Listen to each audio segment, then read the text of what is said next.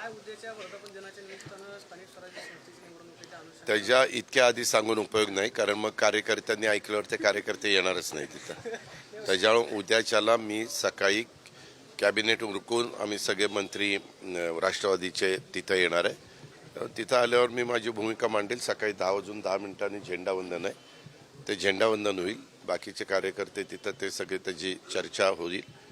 इतर नेते आपले आपले विचार मांडतील, आपली आपली भूमिका त्या ठिकाणी ठेवतील आणि मी समारोपाच्या निमित्ताने माझं अंतिम भाषण करेन. दुसऱ्या राष्ट्रवादीचं उद्याचा सोहळा होत आहे, बालगंधर्वाला या ठिकाणी होत आहे. दुसरा राष्ट्रवादी आपणही 26 वर्षाचा दावा केला आणि त्यांचाही दावा 26 वर्षाचा.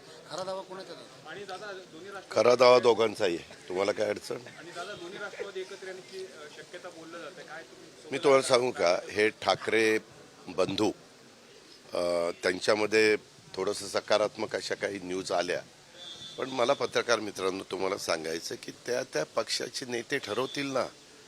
त्याच्यामध्ये जर काही त्यांचं चाललेलं असेल उद्धवजींचं आणि राजजींचं, तर त्यांचं ठरवतील, त्यांचं त्या बाबतीमध्ये जाहीर करतील. शेवटी त्या पक्षाचे जे काही समर्थक असतात, पाठीराखे असतात, हितचिंतक असतात, त्यांना जे काही वाटतं ते कार्यकर्ते बोलून दाखवतात. तसं आता ह्याही संदर्भामध्ये ते सुरू झालं की तुम्ही हे सुरू केलं. मी तुम्हाला सांगून कशाला रे ठरवील? तो माझा अधिकार आहे ना. माझाही अधिकार ठीक आहे, तुम्हाला मला प्रश्न विचारायचा अधिकार आहे, पण उत्तर देण्याचा अधिकार माझा आहे ना. मला उत्तर द्यायचं नाही त्याच्या संदर्भामध्ये. नाही, ताई असं म्हणाले की कार्यकर्त्यांना विचारात घेऊन निर्णय घेऊ, म्हणजे ताई सुद्धा सकारात्मक दिसतं असं म्हणायचं का? बहीण आणि भावांचं काय करतंय का, किंवा बहीण भावांमध्ये काय चर्चा अरे होते? बाबा, तुम्हाला खरंच मी म्हणून तुम्हाला वेळ देत नव्हतो तिथं. मी जे गेलो म्हटलं आधी पहिली बातमी ती घ्यावी.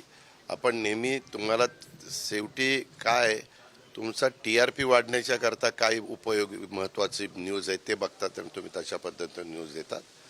आम्ही आमचं काम करतोय. जो तो पक्ष, ज्या त्या पक्षाचे नेते, त्यांची कार्यकारिणी आणि त्यांचे कार्यकर्ते प्रत्येकजण आपापल्या परीनं काम करतायत. 4-1 महिन्यातच स्थानिक स्वराज्य संस्थांच्या निवडणुका आहेत.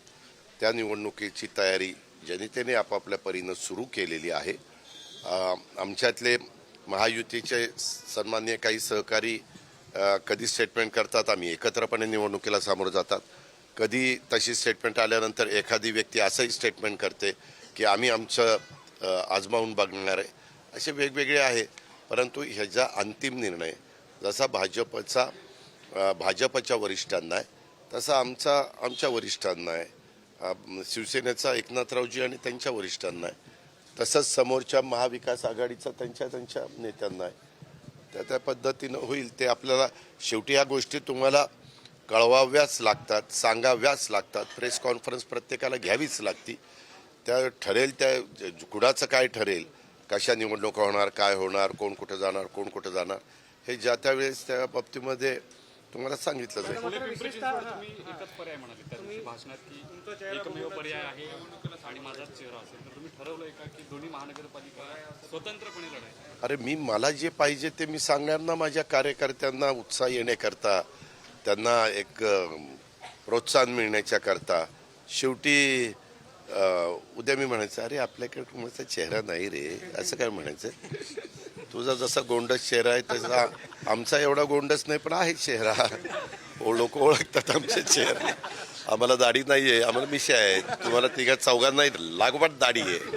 या बघ्याला पण दाढी आहे. नाही, मात्र दादा पिंपरी चिंचवड जो आहे तो तुमचा बालेकिल्ला राहिलेला आहे. ह्या का एक माहिका दादांच्या 92 ते 2017 पिंपरी चिंचवडमध्ये कोण काम करत होतं आणि कोणाच्या नेतृत्वाने काम चाललेलं होतं हे उभ्या पिंपरी चिंचवडला माहिती आहे. परंतु त्यावेळेसचे आमचे विरोधक यांनी आमचे मोठ्या प्रमाणावर आमचे विचाराचे आमदार असतील किंवा आमदार होण्याची क्षमता असणारे नेते असतील, आमचे नगरसेवक असतील, असे अनेक जण घेतले. आणि त्याच्यात कारण तेव्हा 2014ला पंतप्रधान नरेंद्र मोदी साहेबांचा जबरदस्त करिश्मा उभ्या भारत देशावर आपण सगळ्यांनी पाहिला आणि त्याचा रिझल्ट पण आपल्याला लोकसभेला पाहायला मिळाला. ही गोष्ट 2014ची आणि आपल्या निवडणुका झाल्या 2017. त्याच्यावर ती निवडणूक झाल्यावर देवेंद्रजी पण इथं मुख्यमंत्री झाले. त्याच्यावर दोन्हीकडं BJPचं सरकार आलं आणि त्याच्यातून त्यांनी आपला पक्ष वाढण्याच्या करता आपल्याकडं असणाऱ्या कार्यकर्ते स्वतःकडे ठेवून अधिकचे इतर पक्षातले कार्यकर्ते घेऊन त्यांनी ती वेगवेगळ्या महानगरपालिका ताब्यामध्ये घेतल्या.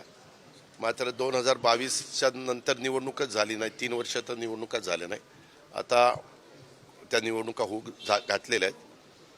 आता त्यांनी काय ठरवलं हे मला माहीत नाही. आम्ही पहिल्यांदा आपलं काम करत राहायचं आणि योग्य वेळ आल्यानंतर योग्य निर्णय घ्यायचा. मुंबईमध्ये अशी चर्चा झाली की भाजप मोठा भाऊ, मग त्याच्यानंतर एकनाथ शिंदे छोटे भाऊ. महायुतीमध्ये असं काय आहे का, मोठा भाऊ छोटा भाऊ मधला भाऊ, काही जी चर्चा आहे? आता तुझ्याकडनंच ऐकलेलं मी विचारतो. देवेंद्रजी आणि एकनाथराव उद्या मला भेटतील. मी सांगतो काल VSIची मिटिंग झाल्यानंतर काही सन्माननीय आमच्या पत्रकार मित्रांना आपल्यात मोठा छोटा मधला हे भाऊ कोण आहेत ते आपल्याला सांगायचं आहे. असं काही ठरलंय का आपलं असं विचारून तुला सांगेन. ओके.